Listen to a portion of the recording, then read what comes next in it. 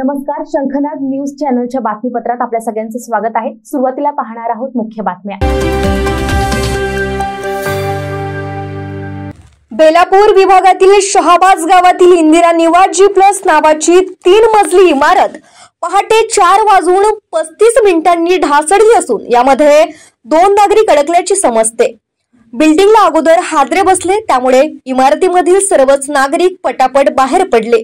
मात्र 2 नागरिक यामध्ये अडकल्याची माहिती समजत आहे। घटनास्थळी पोलीस प्रशासन, अग्निशमन दलाचे जवान, पालिकेचे कर्मचारी, अधिकारी दाखल झाले असून दोघांना बाहेर काढण्याचं काम सुरू आहे। मात्र बिल्डिंगचा मॉब मोठा असल्यामुळे अग्निशमन विभागाच्या कर्मचाऱ्यांना या 2 जणांना शोधण्यात अडचणी जात आहे। अग्निशमन अधिकारी आणि जवानांसोबत जेव्हा पोहोचलो तर इथे बिल्डिंग कोलॅप्स झालेली होती। त्याच्यामध्ये 2 लोक अडकलेले होते। त्या 2 लोकांचे नाव एक आहे सैफ अली म्हणून आणि रुखसार खातून म्हणून होतं।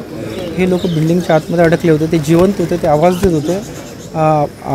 अग्निशमन अधिकारी आणि कर्मचाऱ्यांनी त्यांना जिवंत बाहेर काढलं, दोघांना। आणि एक जण मोहम्मद मिराज म्हणून एक मिसिंग आहे आणि आता सध्या समजलेलं आहे की त्याच्यासोबत आणखी एक व्यक्ती आहे, तर त्याचं शोध कार्य चालू आहे सध्याच्या परिस्थितीत। सर, याच्यामध्ये लोक राहत होती का, म्हणजे फॅमिलीज किती होत्या कळलं? सर, तेवढं तर काही कळू शकलं नाही, पण ही बिल्डिंगमध्ये लोक राहत होते असं समजलेलं नाही। काही कळू शकलं नाही, पण ही बिल्डिंगमध्ये लोक राहत होते असं समजलेलं नाही। ती पडायच्या वेळेला बाहेर निघाली होती किंवा पळाली होती?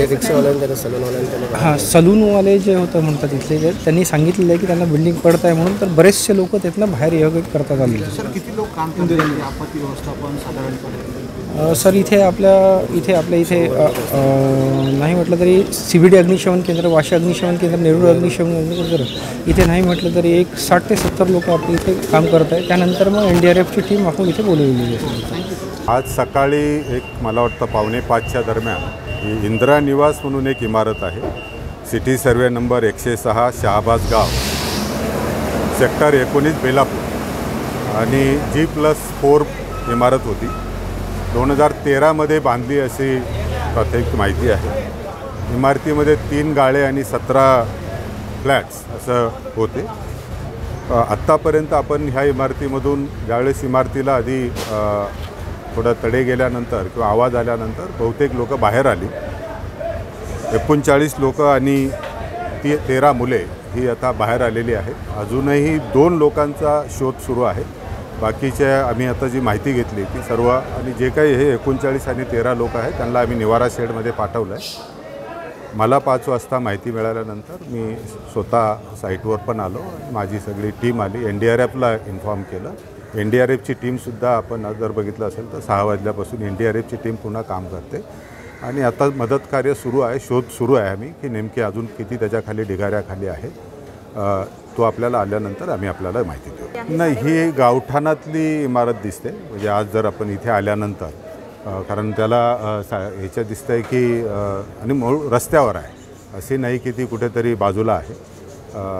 इमारतीमध्ये काय झालं आता तो नंतर आपण तपासणी करून कशामुळे इमारत कोसळली याची शोध घेऊ, परंतु मुळातच दिसतं आहे की ह्या कंजेस्टेड एरियामधल्या इमारती आहे। ही इमारत अनधिकृत असल्याची ही माहिती समोर आली आहे। या इमारतीचं बांधकाम निकृष्ट असल्यानं इमारत रिकामी करण्याची ही नोटीस देखील आली असल्याची प्राथमिक माहिती मिळाली आहे। शंखनाद न्यूज साठी ब्युरो रिपोर्ट।